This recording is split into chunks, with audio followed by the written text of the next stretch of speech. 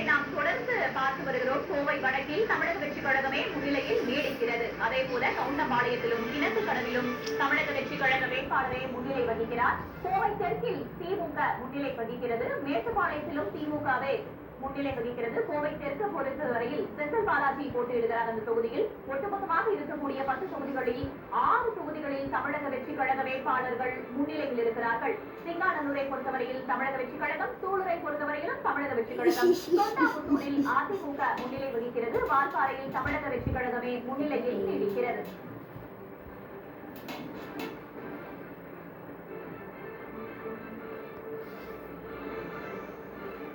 மேற்கு மண்டலத்தில் நாம் கோவை மாவட்டத்தை பார்த்தோம். அங்கு என்ன நிலவரம் என்பது குறித்து அடுத்தாக மேற்கு மண்டலத்தில் இருக்கக்கூடிய கரூர் மாவட்டத்தை பார்க்க போகிறோம். அங்கு ஒட்டுமொத்தமாக இருக்கக்கூடிய தொகுதிகள் 4 தான். அதில் அரவக்குறிச்சி தமிழக வெற்றி கழகம் முன்னிலையில் இருக்கிறது. கரூரை பொறுத்தவரையில் அதிமுக முன்னிலையில் இருக்கிறது. கிருஷ்ணராயபுரத்தில் அதிமுக முன்னிலை வகிக்கிறது.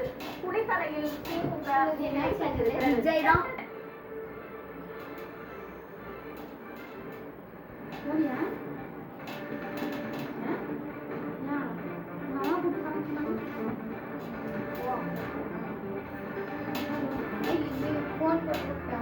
இருக்கக்கூடிய 4 தொகுதிகளில் ஒரு தொகுதியில் தாவேகா முன்னிலை வகிக்கிறது. 2 தொகுதிகளில் அதிமுகவும் ஒரு தொகுதியில் திமுகவும் முன்னிலையில் உள்ளன.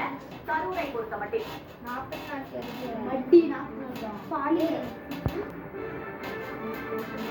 மொத்தமுள்ள 234 தொகுதிகளின் நிலவரத்தை பார்க்கும்போது தமிழக வெற்றி கழகம் 106 தொகுதிகளில் முன்னிலை வகிக்கிறது. அதிமுக கூட்டணி 68 தொகுதிகளிலும் திமுக கூட்டணி 60 தொகுதிகளிலும் முன்னிலை பெற்றிருக்கிறது. முன்னதாக 52 தொகுதிகளாக இருந்த நிலையில் மெல்ல மெல்ல முன் நகர்கிறது திமுக கூட்டணி.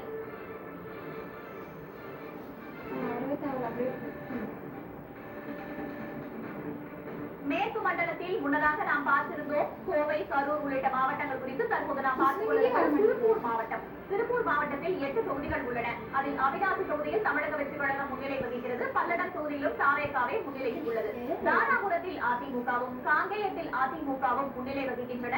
மணக்குளம் தொகுதியில் மட்டும் திமுக முன்னிலையில் உள்ளது. ஒட்டுமொத்தமாக இருக்கக்கூடிய 8 தொகுதிகளில் திமுக ஒரு தொகுதியிலும் அதிமுக 3 தொகுதிகளிலும் அதாவது தமிழக வெற்றி கழகம் 4 தொகுதிகளிலும் முன்னிலையில் இருக்கின்றன.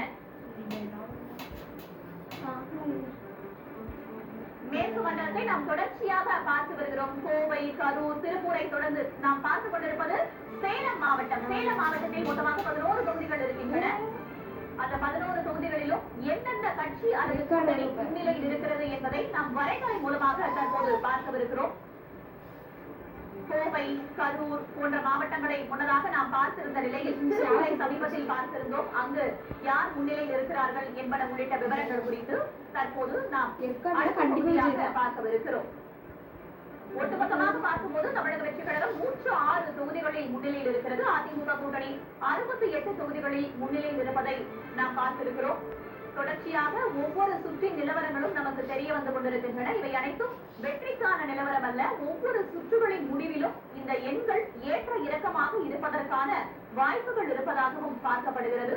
அதிமுக கூட்டணி 68, திமுக கூட்டணி 60 இடங்களில் தற்போதைய நிலையில் முன்னிலை வகிக்கிறது. முன்னதாக